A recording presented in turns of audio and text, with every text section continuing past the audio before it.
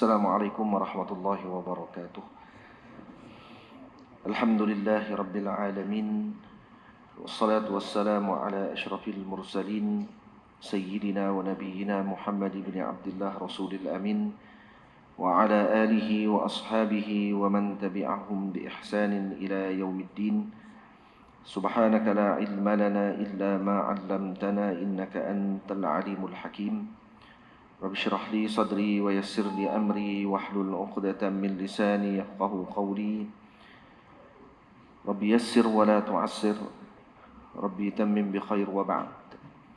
Saya muliakan lagi saya kasihi pengurusi Masjid Al-Huda Sungai Ara, Fadil Ustaz Muhammad Nizam bin Saleh,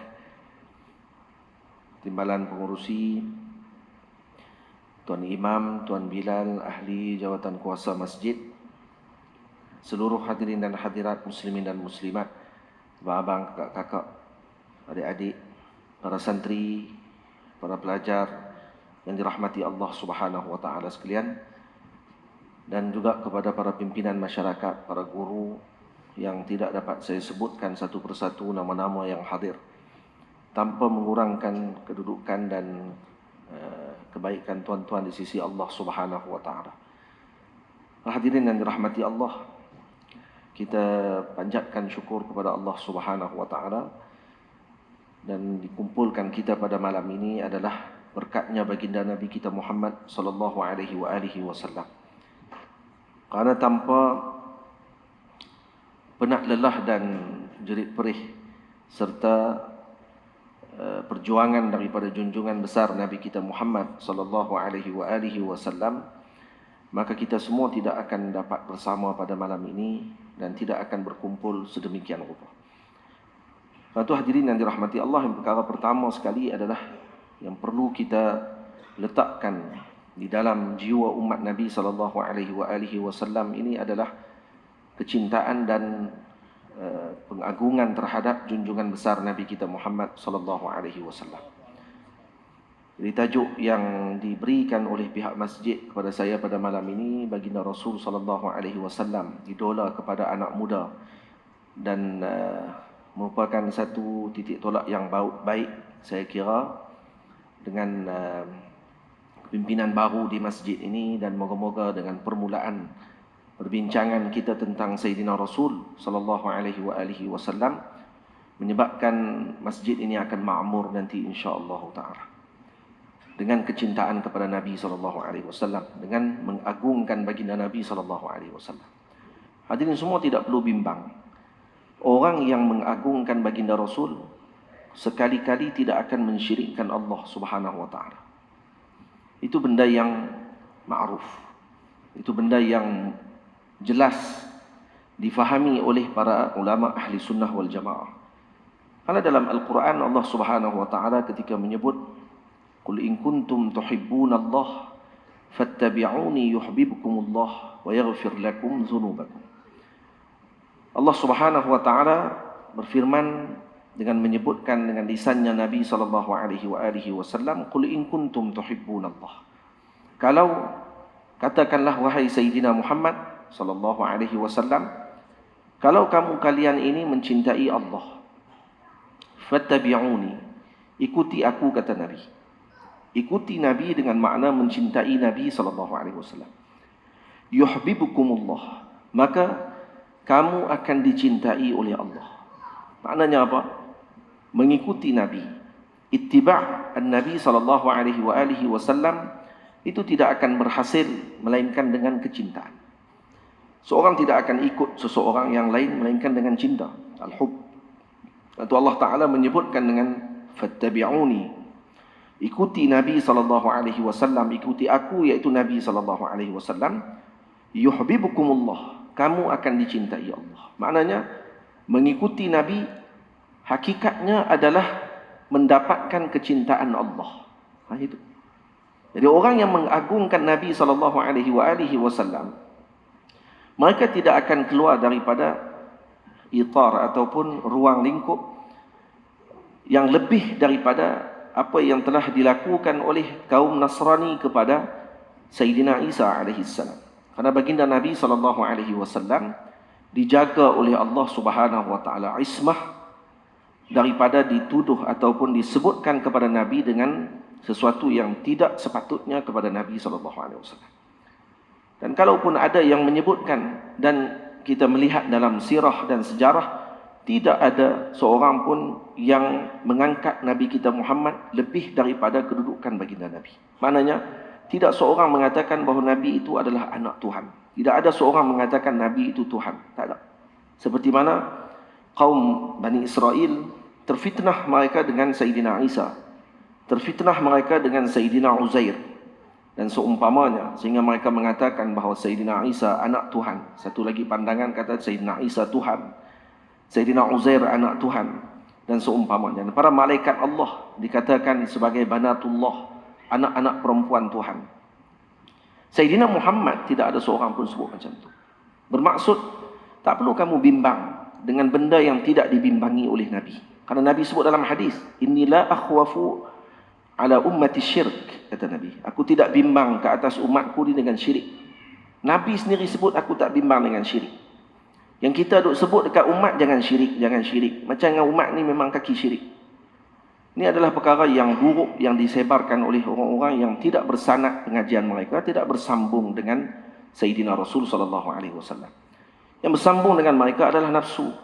Yang bersambung dengan mereka adalah keinginan-keinginan mereka yang ingin saitarah ataupun menguasai manusia ini, kononnya dengan pandangan-pandangan mereka yang hakikatnya memecah belahkan umat Nabi kita Muhammad SAW. Maka hadirin yang dirahmati Allah, memulakan pengajian kita dengan Nabi kita Muhammad SAW ini tafaul hasan. Moga-moga akan kekal perkara tersebut insya-Allah. Amin ya rabbal alamin. Dan ini perlu dikenalkan dengan lebih baik dan perlu dilaksanakan dengan lebih kerak pertemuan ataupun perhimpunan dengan para guru yang menerangkan tentang kedudukan baginda Nabi SAW. Karena tidak mengenal Nabi lah menyebabkan umat ini jadi terhuyung-hayang. Tidak ada panduan. Karena tidak kenal Nabi. Bukan karena tidak kenal Allah. Tidak. Umat tidak terhuyung-hayang bukan karena tidak kenal Allah. Karena tidak kenal pintu kepada Allah dulu. Macam mana nak sampai kepada Allah kalau pintunya kamu tidak sampai? Dengan Nabi pun tak kenal. Macam mana nak kenal dengan Allah Subhanahu wa taala? Tamam. Dan orang yang mengenal Nabi kita Muhammad SAW bila menyebut Sayyidina Muhammad adalah Rasulullah, dia akan menyebut dia adalah utusannya Allah Subhanahu wa taala. Bila sebut utusan Allah, maka kalau orang tadi mengenal Nabi dan mengetahui bahawa Nabi utusan Allah, dah sudah pasti dia akan secara automatik dia akan mempercayai adanya yang mengutus. Takkan dia percaya yang diutus, tidak percaya yang mengutus. Boleh? Itu menjadi automatik dia akan dapatkan sekali dengan keimanan tersebut. Jadi kerana itu Sayyidina Ali Imamul Ghazali radhiyallahu taala anhu dan para a'immah ketika mana mereka mengarang kitab, dijadikan Nabi kita Muhammad sebagai qalbul kitab, jantung kitab mereka. Ihya Ulumuddin, karangan yang agung yang dikarang oleh Al-Imam Hujjatul Islam Muhammad ibnu Muhammad ibni Muhammad ibni Muhammad ibni Muhammad Al-Ghazali At-Tusi rahimahullahu ta'ala yang wafat pada tahun 505 Hijriah. Beliau mengarang Ihya Ulumuddin sebanyak 40 bab. Dan 40 bab tersebut, bab berkaitan dengan Nabi kita Muhammad diletakkan pada bab yang tengah 20. Maka kata ulama, ini antara sir, rahsia kenapa kitab Ihya ini menghidupkan hati-hati orang yang membaca kitab tersebut. Kerana hati bagi kitab itu adalah Sayyidina Muhammad SAW. Baginda Nabi menjadi qalbul kitab, jantung bagi kitabnya Al-Imam Al-Ghazali radhiyallahu anhu. Maka orang yang menjadikan Sayyidina Muhammad sebagai jantung hatinya, yang menjadikan Sayyidina Muhammad sebagai suri tauladan dalam kehidupannya, pasti dia tidak akan disia-siakan oleh Allah. Ini bukan hanya untuk anak muda, untuk semua peringkat. Kanak-kanak baik, dewasa baik, remaja baik, orang-orang tua baik. Kesemuanya Nabi kita Muhammad menunjukkan suri tauladan yang teragung. Pimpinan masyarakat alim, qadi, ibu, ayah, anak, kesemuanya ditunjukkan akhlaknya oleh Rasulullah sebagai suri tauladan yang agung. Karena itu kata ulama, pengajian sirah ini perlu dilaksanakan. Pengajian sirah Nabi. Sirah dengan makna sirah. Jangan melencong jauh, pergi merata jauh. Sampai orang tak kenal Nabi, duk merapu lebih banyak daripada orang kenal Nabi sallallahu alaihi wasallam. Ini pun kena beringat juga kepada para penceramah dan juga orang-orang yang dijemput oleh pihak masjid untuk mengajarkan tentang Nabi. Kalau umat tidak keluar daripada majlis tersebut mencintai Nabi, maka ketika tersebut kita gagal sebenarnya. Tak diletakkan kecintaan yang mendalam terhadap Nabi ketika orang baca kitab tentang Nabi, atau ketika seorang berbicara tentang Nabi, bermakna kamu gagal. Gagal dalam memahamkan orang tentang Rasulullah sallallahu alaihi wasallam. Dan orang akan lebih mengingati perkara yang lain daripada apa yang dibincangkan tentang susuk pribadi Nabi kita Muhammad sallallahu alaihi wasallam. Jadi kalau itu perlu diberikan muhasabah, perhatian kepada para guru khususnya ketika ingin menyampaikan pengajian kepada para murid dan kepada para pendengar, memberikan yang terbaik. Karena umat dahaga dengan ilmu. Umat dahaga dengan kecintaan. Umat terhoyong-hayang, walaupun kita nampak seolah kita ini terpandu, sebenarnya kita masih terhoyong-hayang sebenarnya dalam perjalanan kita menuju Allah Subhanahu wa taala. Kalau tidak ada tangan yang memegang, kalau tidak ada tali yang kita boleh berpegang dan berpaut padanya, maka kita akan tenggelam dalam lautan yang sangat luas ini. Karena itu hadirin yang dirahmati Allah, Sayyidina Muhammad adalah utusan yang agung yang Allah Ta'ala jadikan sebagai panduan yang paling utama. Karena itu Al-Imam Ibnu Hazm radhiyallahu ta'ala anhu mengatakan di dalam kitabnya Al-Faslu fi Milali wan Nihal. Apa kata beliau? Fa inna sirata Muhammadin sallallahu alaihi wasallam liman tadabbaraha taqtadi tasdiqahu daruratan. Sesungguhnya sirah baginda Nabi Muhammad itu kepada orang yang tadabbur. Ini bukan hanya qiraah, mesti tadabbur, dibaca dengan pandangan yang mendalam, dilihat dengan teliti setiap pembacaan tentang Sayyidina Rasul. Karena kehidupan Nabi ini bukan hanya sekadar langkahan kaki yang biasa. Ini bukan sekadar helaan nafas yang biasa. Helaan nafas Nabi, langkahan kaki Nabi, letakkan tangan Nabi, pandangan mata Nabi, tidur Nabi, gerak Nabi, jaga Nabi, kesemuanya adalah panduan. Nanti Allah Ta'ala sebut dalam Quran, laqad kana lakum fi rasulillahi uswatun hasanah. Jadi bagi Nabi SAW, kata Allah, itu petunjuk suri tauladan yang agung yang Allah Ta'ala berikan kepada kalian. Baik, bagaimana kita nak tahu kata Nabi adalah suri tauladan kalau kita tidak membaca sirah, kalau kita tidak mendengar sirah Nabi SAW dan tadabbur sirah baginda Rasul SAW. Maksudnya di sini Al-Imam Ibnu Hazm Al-Andalusi Az-Zahiri, dia Zahiri, mazhab Zahiri, alim kabir. Nah, tetapi ya dengan mazhab Zahirinya tadi, tetap ulama mengiktiraf keilmuan beliau yang agung. Mengarang kitab Muhalla. Yang kitab tersebut kata Maulana Syekh Ali Jumaah, seorang yang menjadi mufti tidak layak menjadi mufti kalau tidak dikhatamkan kitab tersebut. Kena khatam kitab Muhalla tadi. Kitab itu kitab yang menggabungkan permasalahan yang pelbagai dalam ilmu fikih yang mendalam dan luas. Kata dia apa dia? Fa inna sirata sayyidina Muhammad sallallahu alaihi wasallam liman tadabbaraha, kepada orang yang tadabbur sirah Nabi, taqtadi tasdiqahu daruratan. Pasti secara daruri. Maksudnya apa dia? Tidak perlu fikir. Daruri dengan makna apa? Tidak perlu fikir lagi. Dia akan membenarkan Nabi SAW. Jadi maknanya pembacaan sirah adalah cara untuk menyelamatkan umat ini daripada kesesatan. Yang tu. Kalau tuan-tuan tanya balik kepada golongan etis, kenapa mereka tak percaya Tuhan? Selain daripada kelompok etis yang bukan daripada kaum yang berada dalam golongan muslimin. Dalam muslimin sekarang ni etis cukup banyak. Sama? Banyak. Dan kita kemungkinan akan jadi takut kalau dengar. Kitab Wahmul Ilah ataupun The God Delusion. Karangan apa benda nama apa dong tu? Nama apa? Nama siapa dia tu? Hah? Hah? Richard Dawkins. Richard Dawkins. Terima kasih. Richard Dawkins pengarang kitab. Nampak kitab tu macam kitab turah tu. Kitab tu buku lah. Kan? Pengarang buku The God Delusion. Ataupun dalam bahasa Arab namanya Wahmul Ilah. Maksudnya Tuhan ni macam wahmun sahaja. Hanya sekadar waham. Bukan benda yang tahqiq, bukan benda yang hakikah, benda yang waham saja. Benda yang hanya gambaran. Buku tersebut paling banyak terjual di Saudi. Anak-anak muda Saudi,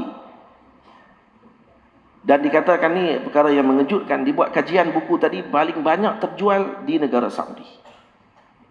Tak faham? Baik, bagaimana mereka boleh jadi macam tu? Sedang mereka berada berhampiran dengan Nabi kita Muhammad SAW. Tak heran kita. Karena yang mereka kenalkan bukan Nabi SAW. Yang mereka inginkan adalah menjauhkan umat daripada sunnah Nabi SAW. Hanya mulut mereka saja sebut sunnah. Hakikatnya menjauhkan umat daripada sunnah. Dan ini hakikah. Yang ini tak perlu untuk kita nafikan. Yang menafikan ini adalah orang yang buta saja daripada hakikah sebenarnya. Orang wirid zikir, dihalau orang keluar daripada masjid, daripada wirid dan zikir. Dianggap ni bid'ah, dalalah, fitnah. Orang yang berkumpul untuk wirid dan juga orang yang mengikuti tariqah jalan agama Allah Ta'ala dianggap sebagai ahli bid'ah dan seumpamanya. Orang yang memilih dengan pandangan Asy'ariyah dianggap sebagai orang yang ta'til, meninggalkan ayat-ayat Allah Subhanahu Wa Ta'ala. Sedangkan mereka mentakifkan Allah, membentukkan sifat bagi Allah Subhanahu Wa Ta'ala, membentukkan zat bagi Allah. Dan ini adalah bid'ah yang paling besar yang berlaku dalam umat. Yang lebih berat daripada itu lagi, dipecah belahkan umat Nabi SAW. Dan apa yang berlaku? Anak muda mereka sendiri menjauhkan diri daripada paham tersebut. Dan jauh daripada pahaman tadi dengan silibus pengajian yang mereka didik, yang mereka atur di sekolah-sekolah yang ada di negara sana. Apa yang berlaku? Menyebabkan mereka mengikuti Nabi? Tak. Terus tinggal dengan Allah. Terus tinggalkan Allah. Baca buku yang mengenalkan mereka dengan tidak ada Allah, tidak ada Tuhan. Faham macam mana pahaman tersebut sangat bahaya, tuan-tuan yang dirahmati Allah. Bahaya sebenarnya. Dan perkara ini bukan kita sebut tadi dengan tidak ada fakta dan bukti. Tuan-tuan boleh buka dalam Google dan boleh tengok, tak payah duk baca lah buku tu. Kan? The God Delusion tu. Kecuali orang yang ada keahlian dan memang reti dalam perkara tersebut. Bahagian ulama kata tak perlu cerita benda-benda yang tak perlu sebut kitab-kitab bid'ah ni, kan nanti orang akan baca. Dan tak perlu bimbang pun dengan perkara tersebut kalau orang tadi dijaga oleh Allah Subhanahu Wa Ta'ala. Kita sebut tadi bukan kerana untuk menyebarkan bid'ah, tapi untuk menyebutkan kepada umat bahawa kitab yang begini tidak perlu dibaca. Baik, kalau dia baca dan kemudian dia pengaruh, salah siapa pada waktu tersebut? Salah orang yang menyebutkan agar jangan baca buku tersebut, ataupun salah kepada dia yang tidak merujuk terlebih dahulu kepada para ulama sebelum baca dan tahu keahlian diri untuk baca. Itu tuan-tuan kena hati-hati. Nah, ada anak-anak Melayu kita yang hanya berpura-pura solat sahaja di rumah ketika balik kampung. Hakikatnya mereka mengikuti fahaman-fahaman berkenaan dengan ketiadaan agama, ateism, tak percaya dengan Tuhan dan seumpamanya tadi berleluasa dalam tanah air kita. Yang ada dalam masjid ni dibandingkan dengan dan masjid-masjid yang lain, bukan masjid ni saja. Ini bukan sebagai bukti kata yang dalam masjid ni dirahmati, hak duduk luar tak dirahmati. Saya tak setuju sangat. Ada penceramah kadang-kadang kita bersyukur Allah pilih kita dalam masjid ni pada hari ni. Iba ya. Macam duduk masjid lain tak dapat. Macam seolah-olah macam tidak mendapatkan kesyukuran tersebut. Hak duduk dalam masjid ni, hak duduk dalam masjid-masjid mana ketika hari ni di dalam Pulau Pinang, di negeri kita Kedah, di Perak, di seluruh Malaysia, kalau kita tengok baik, dan seluruh dunia atau seluruh Malaysia saja. Saya heran bila mana, terheran juga ketika mana mereka buat kempen solat berjemaah, kempen solat kepada masyarakat Malaysia. Rupa-rupanya memang berlambak tak solat. Kata tak solat, macam mana tak solat? Nabi tak kenal. No? Dan hatta bangsa Arab sendiri ketika mana dibincang tentang Nabi, bila ditanya di tepi jalan, anak-anak muda ketika ditanya siapa nama ayah Nabi, sampai kena buat pertandingan siapa nama ayah Nabi. Allah. Yang tu kalau orang mengaji di peringkat rendah pun dia akan mengaji tentang perkara tersebut. Kita rasa biasa benda tu, sebenarnya ada yang luar biasa lebih daripada tu lagi yang tak tahu benda tersebut. Tak payah tanya datuk Nabi, tak payah suruh sebut keturunan Nabi sampai Adnan. Ayah Nabi pun dah sangkut dah, tak tahu. Keluar habis nama macam-macam. Siapa ibu Nabi lagi tak kenal. Katanya keturunan Nabi macam mana, pergi terus. Suruh baca surah Al-Ikhlas, hantam surah Al-Falaq. Apa pun tak tahu. Arab, bukannya Melayu. Kalau Melayu, kita orang panggil apa, tak apa nak heran sangat kalau jadi macam tu. Walaupun heran jugalah. Tapi kalau kata Arab jadi macam tu, maksudnya parah. Pendidikan parah. Bukan kerana mereka tidak dikenalkan sebab apa jadi macam tu? Adakah mereka kerana tidak dikenalkan dengan pengajian tauhid dan seumpamanya? Ya mungkin. Yang lebih besar daripada itu, mereka tidak kenal Nabi dengan sebenar-benar pengenalan. Karena itu kata Al-Imam Ibnul Jauzi, siapa yang Ibnu Hazm, kata beliau, mengetahui sirah Nabi SAW, siapa yang tadabbur dengan sirah, maka dia akan membawa taqtadi tasdiqahu daruratan. Pasti dia akan membenarkan Nabi secara daruri. Tak perlu tafakkur. Mesti dia akan membenarkan Nabi. An yaqula, kemudian dia kata apa? Wa tashhadu lahu bi annahu Rasulullah sallallahu alaihi wasallam haqqan. Dan dia akan bersaksi bahawa Nabi Muhammad itu adalah pesuruh Allah yang benar. Dan kemudian falau lam takun lahu mu'jizatun ghairu siratihi sallallahu alaihi wasallam lakafa. Kalaulah baginda Nabi tidak ada sirah, tidak ada mukjizat yang lain selain sirah Nabi sahaja, lakafa, sudah memadai. Sirah Nabi adalah sebagai mukjizat kepada Nabi. Maknanya apa dia? Kehidupan Nabi itu mukjizat lah. Kalau tak diturunkan, kalau tak diturunkan, kata Imam Ibnu Hazm, Al-Quran kepada Nabi sebagai mukjizat yang agung, Nabi itu sendiri dengan sirah perjalanan dia sendiri adalah mukjizat. Macam tu. Tamam. Dan kemudian Al-Imam Allamah Taqiyuddin Al-Maqrizi rahimahullahu ta'ala menyebutkan, inna sirata Muhammadin Rasulillah sallallahu alaihi wasallam liman tadabbaraha taqtadi tasdiqahu daruratan. Sama kalam dia dengan Imam Ibnu Hazm. Ini dalam kitabnya Imta'ul Isma' bima lin Nabi sallallahu alaihi wasallam min al-ahwali wal amwali wal hafadati wal mata'i li Taqiyuddin Ahmad ibn Ali Al-Maqrizi. Kitab panjang kitab ni. Dia kata sirah Nabi Muhammad kepada orang yang tadabbur pasti membenarkan Nabi. Wa tashhadu annahu Rasulullah, pasti menyaksikan bahawa Nabi itu adalah Rasulullah. Kalaulah tidak ada mukjizat lain selain daripada sirah Nabi, la kafa, cukuplah sirah Nabi sebagai mukjizat. Kenapa? Wa zalika annahu sallallahu alaihi wasallam nasha'a fi biladil jahli. Ini kerana Nabi membesar di mana? Nabi membesar dalam negara kejahilan. Makkah pada ketika tersebut terkenal dengan jahil. Kaum jahiliyah. Kaum jahiliyah ni bukan kaum bodoh sebenarnya. Jahil di sini bukan mesti dengan makna orang yang dungu, bodoh, tak arti apa. Itu ini jadi macam orang panggil apa? Jadi blur pula. Dah. Mereka ni kaum yang bijaksana, tapi jahil daripada perkara-perkara yang sepatutnya mereka ketahui. Sikap mereka tadi dengan kesombongan, sikap mereka dengan perpecahan, maka dinisbahkan mereka dengan jahil, kejahilan. La yaqra'u wa la yaktub. Negeri itu yang dia baginda Nabi duduk, kaumnya tidak pandai membaca, tidak pandai menulis. Wala kharaja an tilkal minta maaf. La yaqra' wa la yaktub tu kembali kepada Nabi. Nabi tidak pandai membaca, Nabi tidak pandai menulis. Wala kharaja an tilkal biladi illa marratain. Dan Nabi tak pernah keluar daripada negeri Mekah melainkan 2 kali saja. Bila? Ihdahuma wa huwa sabiyyun ma'a ammihi ila awwal Syam. Pertama kali kalau Nabi bersama dengan bapa saudara Nabi Abi Talib pada permulaan Syam di Busra. Nabi sampai di situ dan kemudian kena patah balik selepas dinasihati oleh rahib Yahudi Nasrani, suruh bawa balik Nabi ketika melihat tanda kenabian pada Nabi SAW. Kemudian Yang kali kedua, wal ukhra aidan ila awwal Syam. Kali kedua juga ketika dihantar oleh Sayyidatuna Khadijah, Nabi bekerja dengan Sayyidatuna Khadijah bersama dengan Maisarah, pembantu Sayyidatuna Khadijah lelaki namanya Maisarah, dihantar bersama dengan Nabi untuk berniaga di awal Syam. Maksudnya bukan masuk terus ke Palestin, tak. Di awal Syam, tak sampai Palestin lagi. Dua kali itu Nabi keluar daripada bumi Makkah. Walam yutil bihal maqam atau muqam. Nabi tidak lama duduk di dua. Saat sangatnya pergi selesai kerja, balik. Selesai urusan perniagaan, balik. Wala faraqa qaumah, dan Nabi tidak berpisah banyak dengan kaum Nabi. Thumma awta'ahu Allah Ta'ala riqabal Arab.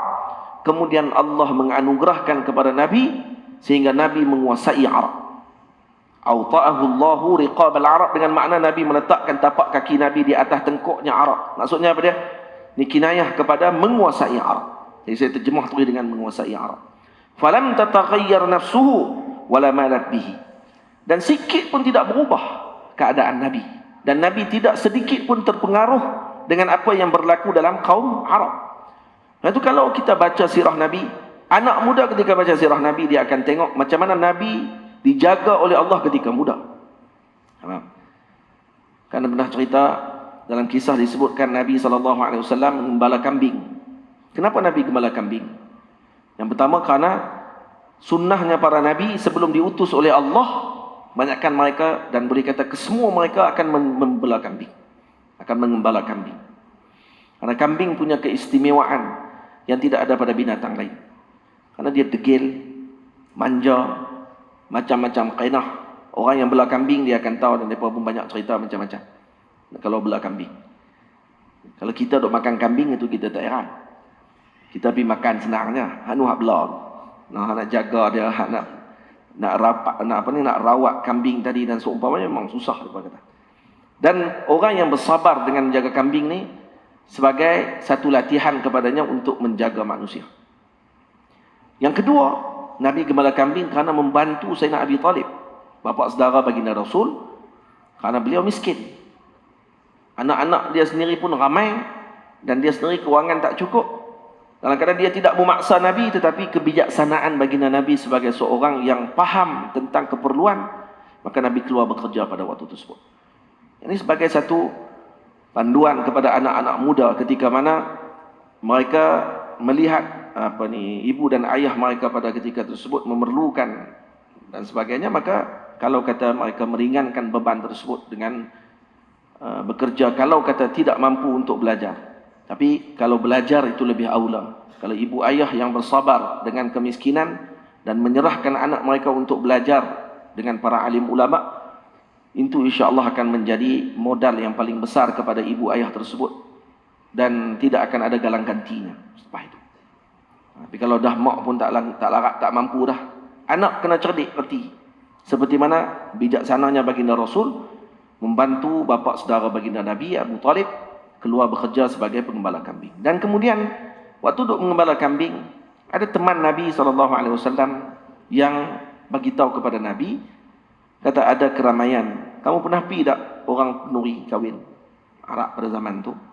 Kenuri kahwin waktu tu, ya ada gelek-gelek semua ada lah. Sampai lah bukan zaman dulu je. Kalau katakan tempat yang mutadayyin, yang pegang dengan agama kuat, dia akan ada lagi benda-benda yang macam tu. Jadi kata dia, kamu tak pernah pergi kah? Dia kata, Nabi kata saya tak pernah pergi. Pergilah, dia kata. Pergi tengok. Pergi ambil pengalaman, kata dia. Nabi kata nak pergi macam mana duk kerja. Dia kata kami, tak apa, dia kata aku tolong jaga. Ini kawan yang memang padu tu. Nah, anak-anak muda kena beringat dengan kawan-kawan yang jenis suka ocok kita dengan benda-benda yang tak sepatutnya. Dengan cepat pengaruh. Baik, adakah Nabi cepat pengaruh? Baik, Nabi pergi juga. Tak, kerana waktu itu tidak ada gambaran dalam hati Nabi SAW tentang perkara tersebut. Ya Allah Subhanahu Wa Taala menjaga baginda Rasul. Sampai saja tempat tersebut, tak sampai lagi pun Nabi mengantuk, tertidur. Sampai pagi esoknya. Bangun, balik semula ke tempat belah kambing. Orang tu tanya macam mana semalam? Kata Sayyidina Rasul, macam mana aku nak pergi tertidur semalam. Macam mana boleh tertidur? Tertidur macam mana, dia kata. Tak apa, malam ni ada lagi, dia kata. Ni bukan semalam saja. Ni buat 2-3 malam. Pergi lagi. Malam kedua pi malam kedua sama juga tertidur. Dan kata Nabi SAW, malam kedua tadi, terus dicampakkan oleh Allah dalam hatiku perasaan benci dengan majlis sedemikian. Baik, apa dah hikmah daripada perkara tersebut? Kata Maulana Syekh Muhammad Sa'id Ramadan Al-Buti, Allah menjaga baginda Nabi sejak pada permulaan. Zaman permulaan remaja Nabi lagi dijaga oleh Allah. Kenapa? Untuk dijaga lidah manusia ketika mana Nabi diutus oleh Allah. Bayang kalau Nabi SAW pergi ke tempat tersebut. Kalau tidak di dalam penjagaan Allah. Ketika Nabi diutus nanti, orang pertama yang akan hantam sampai dia, tu hak suruh pergi itulah. Dia akan kata apa? Dia kata, macam mana dia jadi Nabi? Hari itu bukan aku suruh pergi, dia pergi. Dia pun syok. Dia kata, lah ni jadi Nabi lah.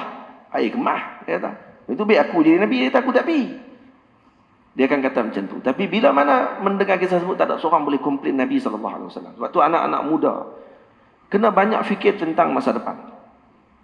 Kita bukan akan jadi kita pada waktu sekarang sahaja. Kita akan jadi tua. Kita akan jadi orang yang dewasa. Kita akan ada anak. Kita akan ada cucu. Karena perkara tadi kadang-kadang boleh menyebabkan berlakunya warisan. Boleh berlaku juga. Dia tengok cucu dia jadi, awak jadi janin cucu ni. Oh, pak macam tu dulu. Nah. Dan kita doa moga terputus setakat kita sajalah. Nah, perkara-perkara buruk yang kalau kita lakukan, moga terputus setakat kita saja. Tidak dilaksanakan dan tidak diteruskan oleh anak-anak kita. Karena salehnya bapa itu akan diwarisi kepada anak-anaknya. Dan akan dijaga anak-anak tersebut dengan kesalehan bapaknya. Bagaimana dengan ketolehan bapaknya? Kalau bapak toleh pula macam mana? Tidak soleh. Toleh. Tok. Bukan sot. Nah, jadi macam mana keadaan? Dibimbangi. Dia takut nanti anak akan jadi liar. Karena ada buktinya. Al-Imam Ibnu Uyainah radhiyallahu ta'ala anhu mengatakan bahawa Sufyan Ibnu Uyainah kata, aku ketika melihat anak aku tidak mendengar cakap. Isteri aku tidak mendengar kata. Binatang aku dalam keadaan yang liar, maka aku akan beristighfar kepada Allah Subhanahu wa taala. Kenapa? Karena kejadian tersebut tidak berlaku melainkan dengan buruknya hatiku ni dengan Allah. Atau ada dosa yang aku lakukan menyebabkan mereka jadi liar. Mereka jadi tidak dengar cakap. Mereka jadi buruk pada akhlaknya. Dan ketika aku beristighfar dengan sungguh kepada Allah, taubat kepada Allah dengan taubatun nasuha, maka Allah menjadikan anak aku kembali taat, isteri kembali taat, binatang kembali jinak. Sampai tahap binatang sekali pun. Nah, kita kalau kereta terosak tepi jalan, maki orang atas buh minyak. Kalau minyak tak ada. Kalau tayar pecah ni apa ni? Kalau kata naik temperature, marah orang. Naik kereta apa sampai tak cek langsung ni. Marah orang dulu. Dia tak tengok diri dia. Ada orang kalau jadi wali, turun-turun tu istighfar dulu, astagfirullah. Aku buat salah apa hari ni? InsyaAllah tu jalan pertama jadi wali dah tu. Itu dah nak mula dah jadi wali dah tu, sikit-sikit kan. Turun-turun istighfar dulu, ni ada salah ni. Ada banyak salah hari ni. Tu yang sampai jadi macam ni. Sesepak batu, astagfirullah. Bukan marah batu tu. Salah kat kita dulu ni. Ada salah apa saya hari ni ni. Nah, banyak sangat tersangkut ni hari ni. Jadi macam tu. Faham? Kata Imam Sufyan Ibnu Uyainah macam tu katanya, karena kesalahan kita boleh jadi akan terpengaruh kepada anak tersebut untuk menjadi liar, menjadi buruk akhlak dan seumpamanya. Hatta kepada isteri, hatta kepada binatang ternak sekalipun. Maksudnya kalau kita qiyah dengan zaman lah, dengan kenderaan yang kita naik dan seumpamanya. Faham? Jadi kalau macam tu, maka Allahumma salli ala Sayyidina Muhammad. Kalau kita tengok pada perjalanan hidup Nabi, kata Imam Muhammad bin Sa'id Ramadan Al-Buti, kata beliau, baginda Nabi dijaga oleh Allah ketika muda lagi. Sebab tu anak muda kena jaga ketika mudanya, karena kita tak tahu kita akan jadi siapa pada masa akan datang. Takut-takut nanti kita tengok jadi orang yang menjadi panutan umat. Keluar balik gambar duk menari dalam park. Macam tu pasal apa tu? Waktu tu duk ceramah kanan tengok ni gambar lama dia kata, ini zaman lama. Orang taubat dia macam mana? Dia tetap taubat, tapi kesan buruk tadi masih ada.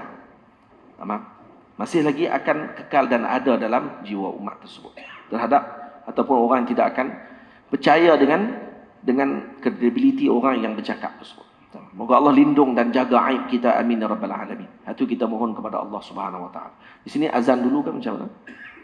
Azan dulu kan ataupun tulis? Tulis dah. Baik. Dan kemudian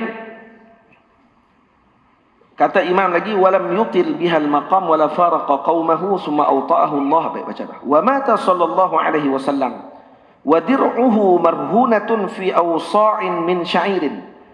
Kata beliau, Nabi kita Muhammad sallallahu alaihi wasallam wafat, kata Imam Maqrizi lagi dalam kitabnya ni, dalam keadaan baju perang Nabi sallallahu alaihi wasallam itu digadai dengan beberapa sok, iaitu lebih kurang 60 sok gandum.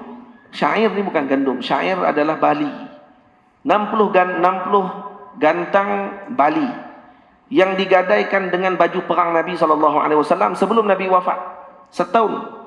Dan Nabi tinggalkan barang tersebut untuk isteri-isteri Nabi pada ketika itu. Maksudnya sebelum Nabi wafat, Nabi kita Muhammad gadaikan baju perang Nabi kepada Yahudi, dan didapatkan dengan gadaian tersebut 60 gantang syair ataupun bali, dihadiahkan ataupun diagihkan kepada isteri-isteri Nabi untuk mereka hidup setelah Nabi wafat. Tamam. Lam yatasabbabu sallallahu alaihi wasallam ila syai'in min adzal yahud wa hum a'da'uhu wa la ya'ridu lidzam ahadin minhum wala ila halih. Dan Nabi tak pernah balas balik pun, kecuali benda yang berat ataupun menyebabkan berlakunya peperangan. Tapi celaan-celaan yang dilakukan oleh Yahudi, fitnah yang mereka bawa, tetapi tidak pernah dibalas oleh Nabi SAW. Sedang Nabi tahu siapa yang melakukan perkara tersebut, masuk dengan sihir kepada Nabi dan seumpamanya, Nabi biarkan mereka, dimaafkan mereka begitu. Nah, dan kemudian disebut lagi, bal wadal ansariya min indi nafsihi mi'ata naqah. Nabi pernah membayar diat untuk seorang Ansar yang membunuh seorang lelaki, dan diat tersebut sebanyak 100 ekor unta. Nabi yang bayar diat tersebut. Nah, karena umat ini antara khususiat Nabi SAW. Khususiat Nabi, kalau kata ada umat yang berhutang dan seumpamanya, dan dia tidak mampu membayar hutang tersebut, maka hutangnya akan pindah kepada Nabi. Nabi yang akan wajib bayar. Yang itu dipanggil khususiat yang wajib bagi Nabi SAW. Ajaib. Agak-agak ada pemimpin dalam dunia yang boleh buat macam tu. Kalau ada siapa-siapa yang berhutang di kalangan kita, insyaAllah YB akan ganti semua benda-benda tu, insyaAllah. Pakat berhutang semua. Panggil kita jenis tu pula dah. Ya. Semua pakat nak lawan berhutang pula, nak bagi susah orang lain pula dah. Tapi sahabat kalau berhutang pada waktu tersebut, melainkan mereka ni sangat memerlukan pada waktu itu. Dan ni pula berlaku pembunuhan yang mungkin disebabkan kerana ada masalah dan isu, dan dia pernah bayar diat, sebabkan mungkin dimaafkan oleh pihak keluarga, tapi kena bayar diat 100 ekor unta. Nabi yang selesaikan. Apa kata Imam Maqrizi, wa huwa sallallahu alaihi wasallam yahtaju ila ba'irin wahidin yataqawwa bihi. Nabi sendiri perlu kepada seekor unta. Untuk Nabi nak bergerak pergi ke mana-mana, Nabi perlu sendiri dengan seekor unta. Tapi Nabi tidak timpan benda tersebut, dan Nabi berikan pula 100 ekor unta kepada umat. Maksudnya itu. Bukan maksud saya tidak simpan tadi, Nabi tidak ada unta. Selepas wafatnya Nabi ada. Baca sirah lah. Wa hadha amrun la tasmahu bihi nafsu malikin min mulukil ardi. Tengok. Perkara ini, kata Imam Maqrizi, tak akan mampu dilakukan oleh mana-mana raja. Takkan mampu. Tak ada seorang raja boleh pergi sebut dekat rakyat dia, mana-mana umatku, mana-mana kaum dan rakyatku yang mana ada hutang, kalau dia mati tak sempat bayar hutang tersebut, maka sayalah yang akan menjadi pengganti dan penjamin kepada hutang tadi untuk saya selesaikan. Boleh jawab? Boleh siapa? Pemimpin mana boleh cakap macam tu? Nabi cakap macam tu. Di mana kena baca kitab ni? Kena baca dalam sirah. Kena buka khususiat Nabi. Wajib umat sekarang ni kenal khususiat Nabi. Tahu khususiat Nabi mana yang sunat, yang Nabi kena lakukan, yang boleh Nabi lakukan, dan mana khususiat yang wajib Nabi buat, seperti tahajud, seperti tadi yang kita sebutkan. Mana khususiat yang diberi kepada Nabi tapi Nabi tak buat, menunjukkan kata Nabi adalah Nabi. Sebab tu kata Imam Ibn Hazm tadi, siapa yang tadabbur dengan sirah, maka takkid dia akan membenarkan Nabi sebagai Rasul. Takkan sekali-kali dia mempertikaikan perkara tersebut. Antara khususiat Nabi, apa dia antara khususiat Nabi? Nabi boleh berkahwin dengan siapa yang Nabi nak. Nabi boleh kahwin dengan siapa yang Nabi nak. Hatta bini orang. Kalau Nabi berkenan kat seorang bini ni, Dan dia dah berkahwin dah maupun bini. Kahwin dah. Nabi boleh bagi tahu kepada suami dia, ceraikan bini kamu, kerana saya akan kahwin dengan bini kamu nanti. Cukup iddah, boleh kahwin dengan isteri tadi. Baik, nak tanya. Tu boleh bagi Nabi? Boleh bagi Nabi. Harus bagi Nabi untuk lakukan demikian. Dan wajib bagi suami tadi mentaati perintah Nabi. Baik, nak tanya. Ada berlaku tak benda tu dalam sirah? Ada berlaku? Ada berlaku tak ibu? Belakang? Berlaku tak? Tak berlaku benda tersebut. Maksudnya apa dia? Maksudnya walau dibenarkan kepada Nabi, tapi Nabi tidak melakukan perkara tersebut. Kalau dibenarkan kepada, diharuskan kepada Nabi, tapi Nabi tak buat benda tu. Kalau orang baca macam tu, dia akan kata apa? Akid hazan Nabi. Ini memang Nabi Allah. Tidak mengikutkan berbuat satu tadi kerana nafsunya. Kalau dibenarkan oleh Allah.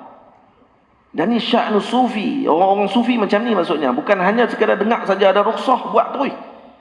Dengar saja ada benda yang ringan untuk dia buat, terus dia ambil yang ringan tadi saja. Baik, dalam hadis kan disebut, kata Nabi akan ambil yang paling ringan. Daripada kalau ada dua benda yang berat, Nabi ambil yang ringan. Kamu ingat baca hadis tu macam kita baca kat kita. Dia kata Nabi pun pilih yang ringan. Kenapa kita nak ambil yang berat? Bengong. Nabi buat yang mana pun semuanya adalah sesuatu yang terbaik untuk umat Nabi, bukan untuk Nabi SAW. Faham? Baca bagi elok-elok. Reti dulu dengan kedudukan Nabi, baru baca hadis. Jangan baca hadis Nabi duk talak kot dia. Talak kat dia memang semua dia nak ringan. Betul tak itu, tuan-tuan? Betul, orang yang baca dengan hadis Nabi SAW, baca sirah Nabi SAW, pasti dia akan tahu kata Nabi adalah manusia yang luar biasa. Nabi bukan manusia biasa. Dan bila sebut bukan manusia biasa, dengan makna apa? Nabi manusia, tapi bukan manusia biasa. Manusia luar biasa. Habis itu, kalau manusia luar biasa bukan manusia, tetap manusia. Lepas tu tak ada orang nak pergi buat ceramah saja-saja pergi buat Nabi adalah manusia. Mereka orang dalam otak dia ada khabal. Tahu khabal? Bodoh. Faham? Bahasa Arab nampak segak sikit, bahasa Melayu jadi kasar sikit nampaknya. Bodoh tu kira okey daripada syirik, betul tak? Nah. Khabal dalam kepala ni kalau kita nak pergi buat majlis cerita pasal Nabi adalah manusia. Apa nak cerita pasal Nabi adalah manusia? Orang tak ada seorang pun kata Nabi sebagai malaikat. Tak ada seorang pun kata Nabi Tuhan. Lebih teruk kalau kamu kata Nabi jin, lebih berat lagi tu. Semua orang tahu Nabi manusia. Tapi apa tujuan kamu nak buat cerita tadi? Tujuan kamu nak beritahu kata Nabi sama dengan kita. Hak tu saja. Jadi tak perlu nak agung lebih-lebih. Ada tujuan. Patut dah pergi cerita sangat benda-benda macam tu. Betul? Jadi tuan-tuan kalau dengar orang nak cerita benda macam ni, kena letak dah awal-awal dalam kepala otak kata, orang macam ni tak layak cakap pasal Nabi SAW. Kerana dia sendiri tak kenal pun Nabi SAW. Macam mana orang yang tak kenal sesuatu nak cerita pasal sesuatu? Akhidu syai' la yu'ti. Orang tak ada apa nak cerita apa. Maka nanti dia akan takhlibul haqa'iq. Dia akan menukarkan hakikat sesuatu. Dia akan memindahkan hakikat sesuatu. Menyebabkan orang akan jadi makin tahayyur, jadi cempera, dan kemudian orang akan jadi tidak faham lagi tentang Rasulullah SAW. Tuan-tuan jangan bimbang. Orang yang mendekatkan hati umat ini kepada Nabi, pasti umat tadi akan jadi kuat. Pasti umat tadi akan jadi kukuh. Pasti umat tadi akan dijaga daripada segala bala bencana dan juga dijaga daripada anasir yang tidak sepatutnya. Masuk faham yang pelik-pelik, masuk kefahaman yang buruk dalam umat adalah kerana tidak diikat dengan Nabi kita Muhammad SAW. Tamam? Sebab tu kata para ulama lagi, di sini disebut kata apa?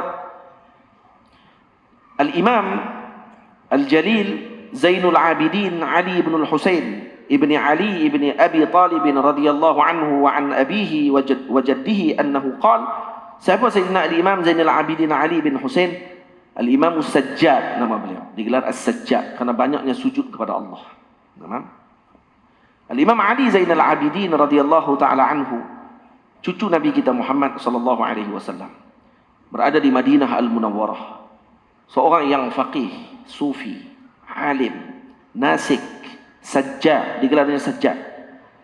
Al-Imam As-Sajjad radhiyallahu anhu kata apa? Kunna nu'allimu maghaziyan Nabi sallallahu alaihi wasallam wa sarayahu kama nu'allimu surata minal Quran.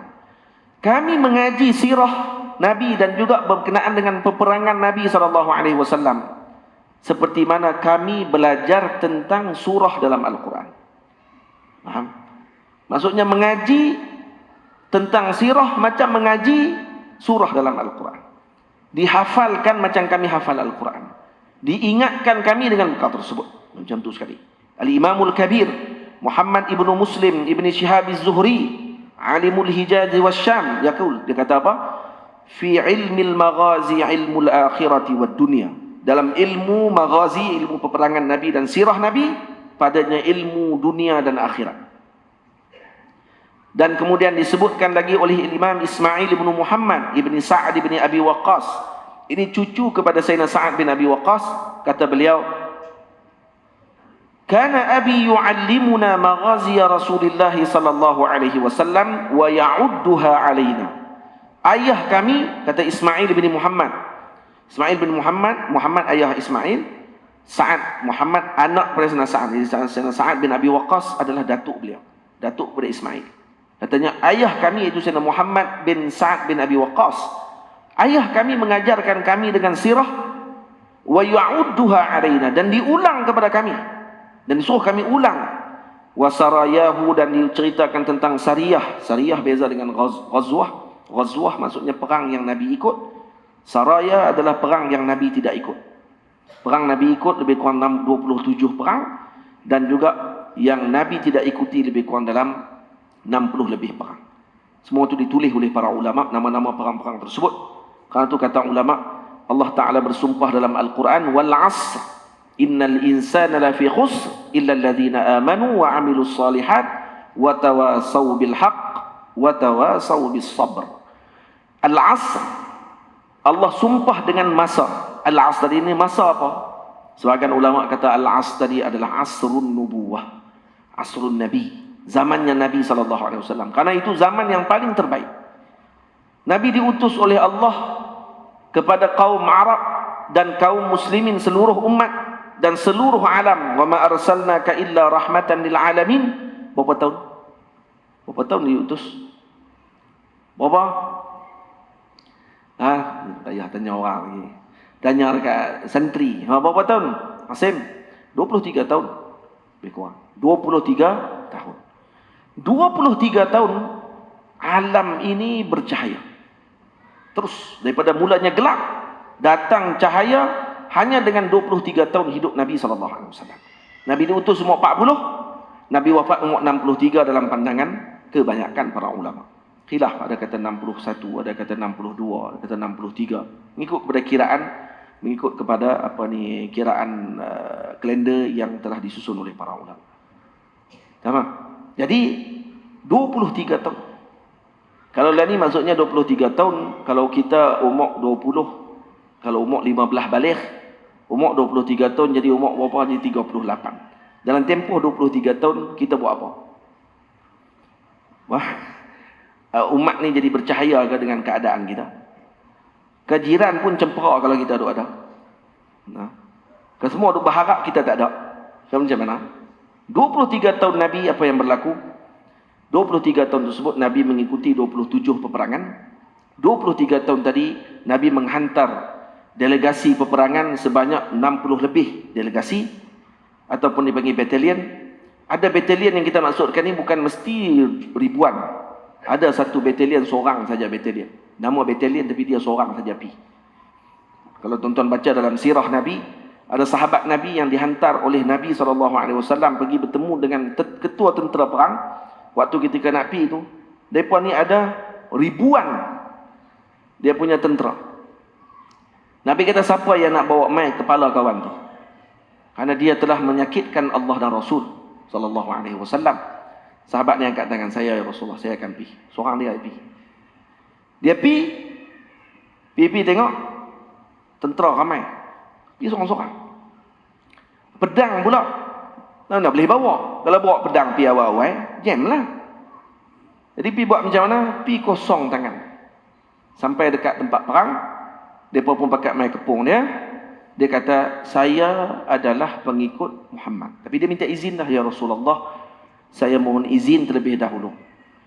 Karena kemungkinan saya akan mencaci maki Rasulullah pada ketika tersebut. Dia kata, saya izinkan, kata Nabi. Karena al-harbu qud'ah. Karena perang itu adalah satu tipu daya. Jangan duk guna hadis tadi untuk pilihan raya, tuan-tuan. Tak kena langsung. Pergi guna hadis tu kat pilihan raya, beda nak maki orang. Tak jadi. Yang tu semua tu menggunakan hadis Nabi SAW pada tempat yang tak sepatutnya. So, pergi gunalah al-harbu qudah tu, dah perang-perang je lah. So, dah gunalah benda ni, pergi guna, banyak sangat duk takwil sampai jadi penin masyarakat umat ni. Jadilah tu, faham lah? Pilihan raya dah habis dah. Jadi, baik. Balik semula kepada yang sepatutnya dilakukan. Bila dia sampai kepada tempat tersebut, apa yang berlaku? Sayyidina Rasul sahabat ini kata, saya ni sahabat Nabi Muhammad. Saya ni sahabat kepada Muhammad. Saya datang karena saya ingin bergabung dengan tuan-tuan semua. Karena saya sendiri melihat bagaimana kebobrokan dan juga kerosakan yang dibawa oleh Muhammad. Ini saya nak jumpa dengan general. Boleh ke tak boleh? General ni payah jumpa. Dengar kata ni sahabat Nabi Muhammad pula main nak tinggal ajaran Nabi Muhammad, nak bersama bergabung dengan mereka, lagi seronoklah dia. Maka dia pun pergi masuk, berjalanlah dia dengan kelompok tersebut, dan kemudian sampai jumpa dengan general paling tinggi sekali, dan kemudian akhirnya dia boleh untuk tawan hati general tersebut dan boleh berjalan dengan general tadi, bersembang sambil kutuk Nabi SAW. Kutuk. Tapi hati pedih sungguh ni waktu kutuk tu. Bila dah kutuk jalan sampai general tu pun dah rasa selamat, dia kata, tak apa, tinggalkan kami 2 orang saja cukup. Karena ini orang kita, jangan bimbang. Masuk dalam kemah. Dia kata, tunggu apa lagi? 2 orang.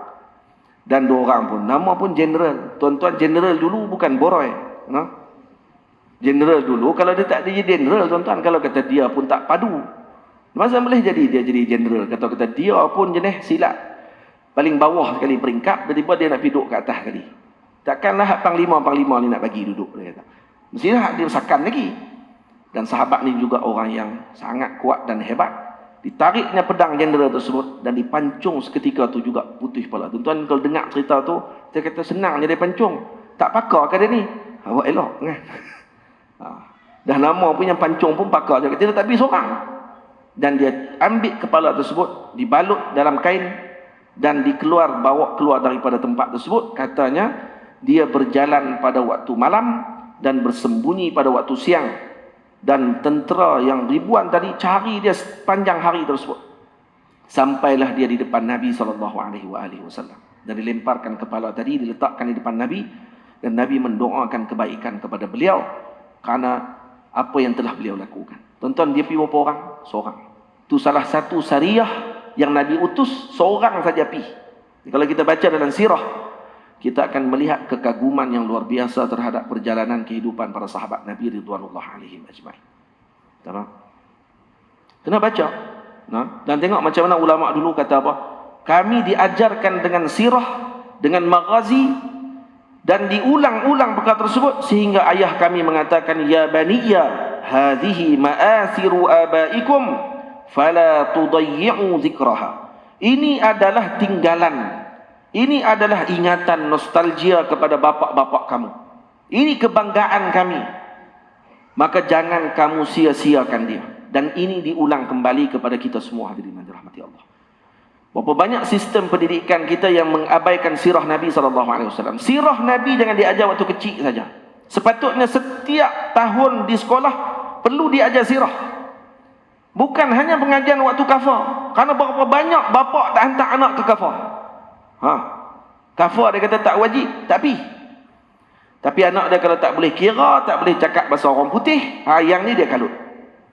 Dia kata anak dia paling bodoh dan ketinggalan.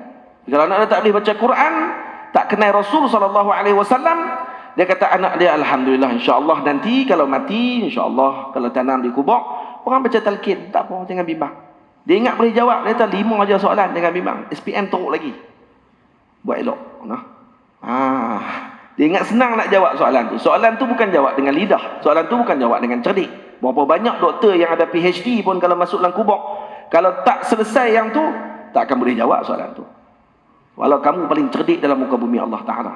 Albert Einstein, walaupun dia orang yang paling genius, kalau dia tidak beriman, saya tak kata dia tak beriman, saya kata kalau dia tak beriman, mana kita bukan tahu orang tadi penghujung dia macam mana.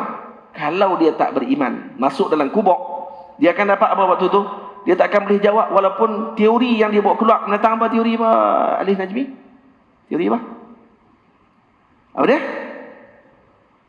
Yang tu lah saya tak dengar. Teori Ali Najmi sebut tu.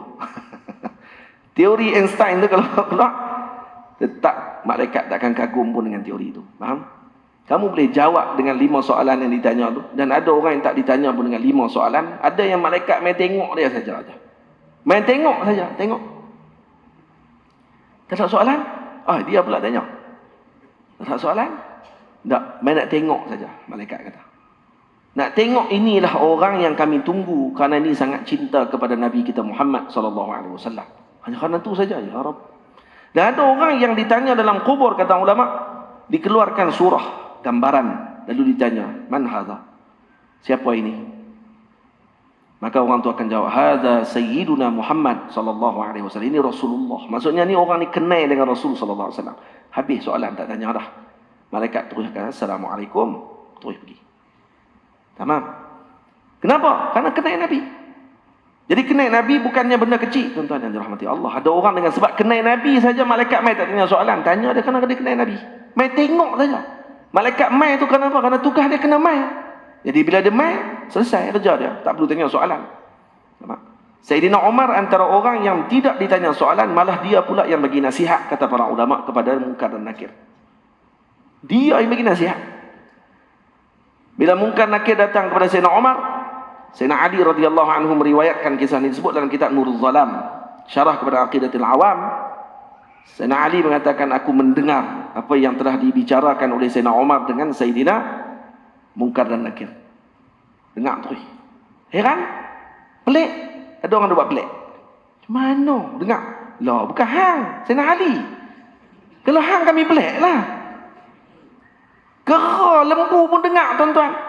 Sayyidina Ali tak boleh dengar. Apa ke benda apa otak ni? Jangan jadi Wahabi. Sebut terus. Daripada tadi tak sebut. Jangan dia jadi macam tu. Kalau otak ni betul sikit. Jumpa dengan Sayyidina Umar. Sayyidina Umar apa kata? Malaikat Munkar Nakir datang bagi salam. Sayyidina Umar terus buka mulut. Kata, wahai Munkar dan Nakir, saya nak pesan kepada kamu dua. Apa dia? Wahai Amirul Mukminin, tolong bagi pesan. Kalau nanti datang kepada golongan mukminin, jangan datang lagi dengan rupa macam ni. Aku ni sahabat Nabi. Aku pun takut tengok muka hampa tu. Dia kata. Nanti kalau datang jumpa orang-orang beriman, datang dengan wajah yang ceria. Dengan orang yang bukan beriman, datang dengan rupa yang sedemikian. Menakutkan, itu tak apa. Tapi dengan orang yang beriman kepada Allah, datang dengan wajah yang ceria. Kan tu sepatutnya macam tu. Apa kata malaikat Munkar Nakir? Sam'an wa ta'atan ya sayyidi.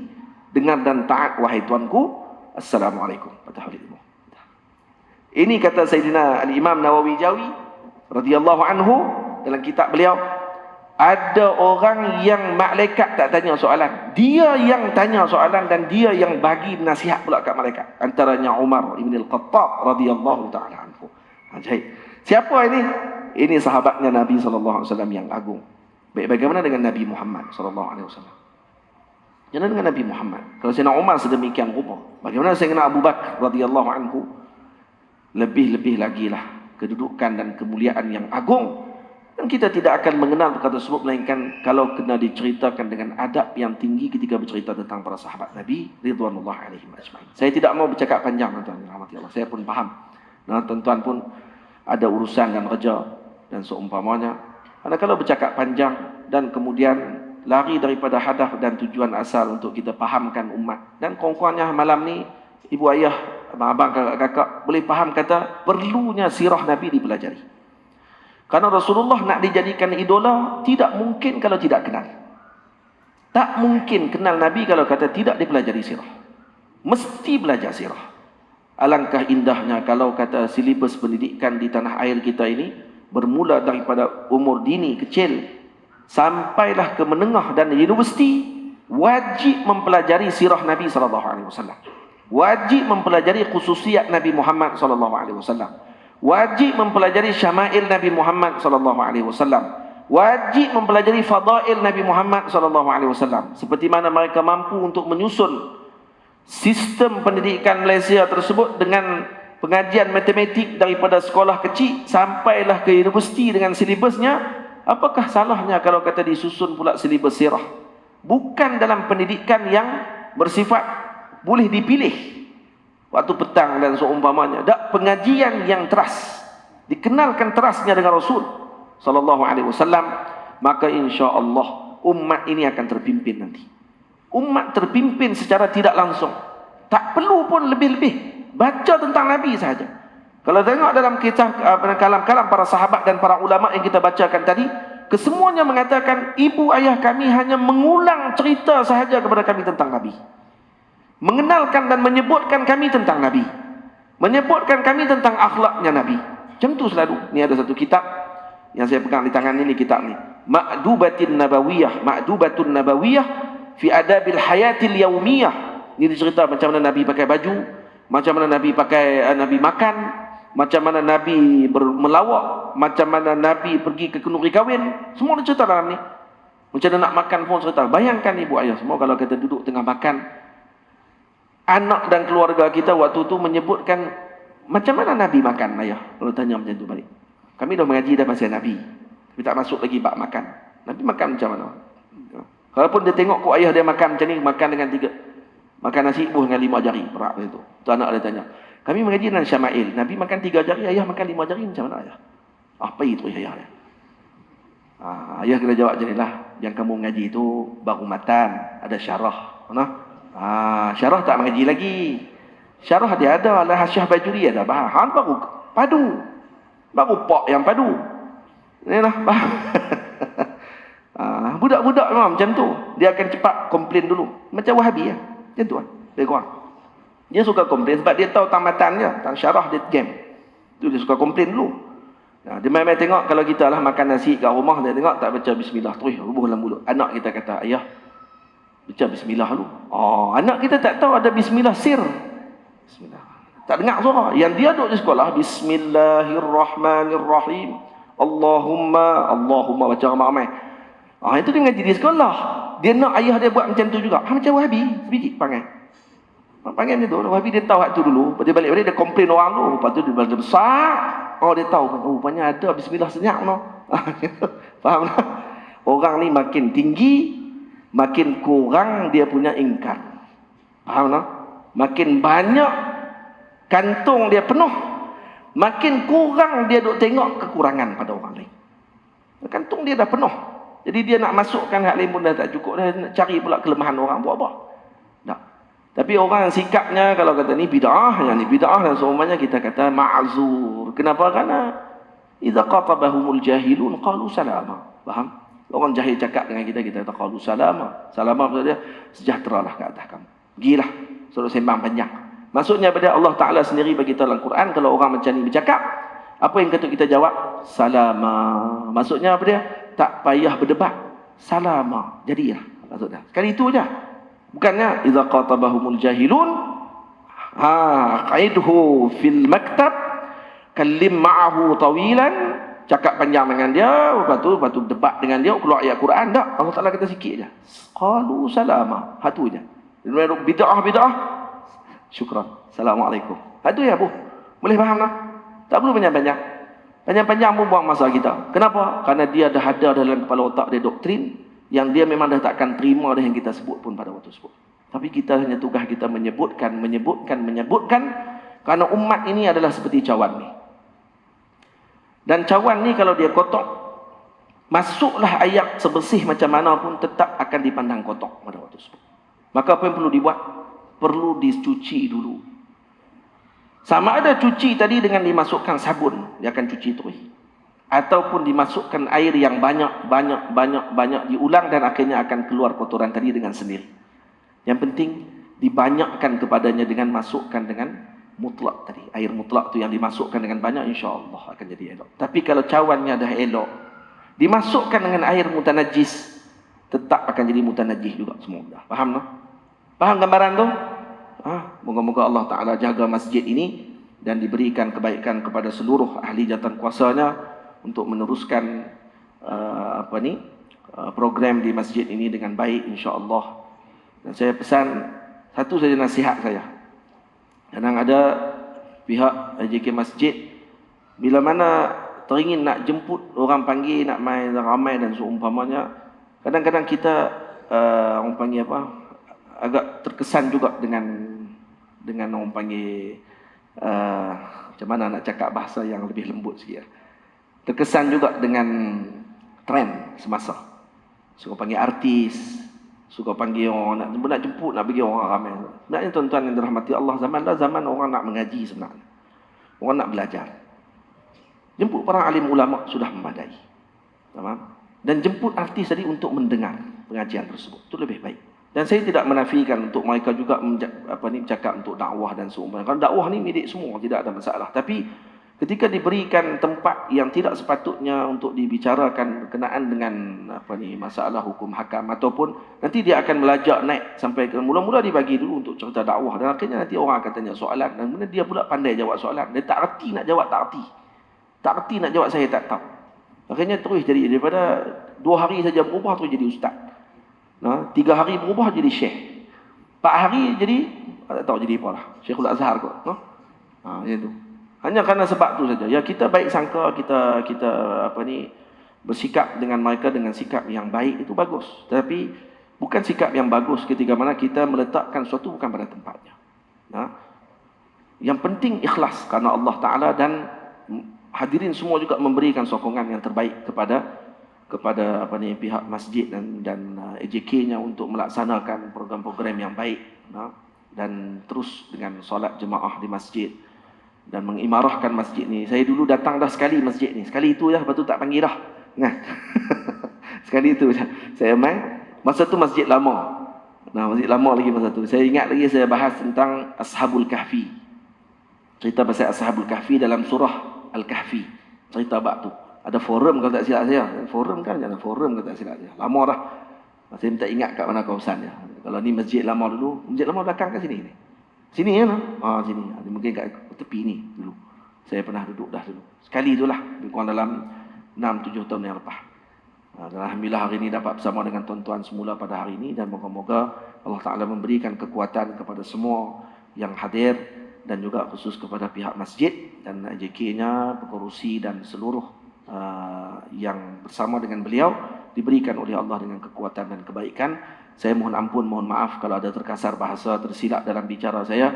Kalau saya tersebut perkataan-perkataan tadi yang mengguris hati sesiapa dalam majlis ini, saya mohon ampun, mohon maaf. Kayaknya sebenarnya zikrul jafa halis safa jafa, menyebutkan yang keras ketika mana sedang lembut, itu adalah kekerasan. Tapi terkeluar kalau buat channel. Kalau kira balik tadi, saya rasa 2 kali ikut saya sebut perkataan tu. W tu 2 kali ikut saya sebut. Dia boleh kira tu sikit lah. Kalau sebut banyak kali tu jadi wirid pula lagi. Ada 2 kali saja kita sebut yang tu. Tapi moga-moga 2 kali itu taklah terlalu makan dalam sangat. Saya rasa itulah paling makan dalam sekali, kan? Makan dalam dan padu, dan jangan ingat 2 tu saja. Hak paling banyak saya sebut tadi adalah tentang Sayyidina Rasul sallallahu alaihi wasallam. Moga masuk dalam hati kita semua kasih kita kepada Rasulullah, kecintaan kita kepada Rasulullah, pengagungan kita terhadap Rasulullah. Karena mengagungkan Rasulullah hakikatnya mengagungkan Allah Subhanahu wa taala. Karena Allah sendiri yang mengagungkan baginda Rasul sallallahu alaihi wasallam. Aqulu qawli hadza astaghfirullahal azim li wa lakum. Assalamualaikum warahmatullahi wabarakatuh.